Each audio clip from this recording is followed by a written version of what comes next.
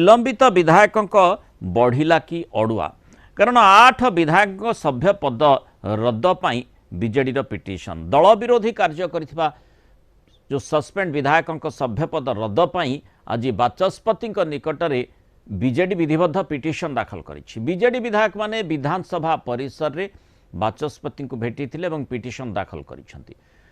तुरंत अन्य राज्य में जमती सभ्यपद रद्द करा जायछि सेही ढांचारे सेही भली भाबरे एठी मध्य ताकू लागू करा जाऊ बोली दाबी करिसेंती। दल विरोध रे होइतिबा देइतिबा मंतव्य पाई सेमानक सभ्यपद रद्द करा जाऊ बोली कहिसेंती विरोधी दल मुख्य सचेतक प्रमीला मल्लिक।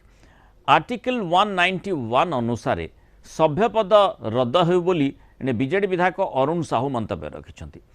गला राज्यसभा निर्वाचन में बीजेडी 6 जन विधायक दलीय व्हिप मानि नथिले। एहा परे दल सेमानको कारण दर्शा नोटिस मध्य जारी करथिला। परे बीजेडी 6 जन विधायकों को दलरू सस्पेंड करथिला।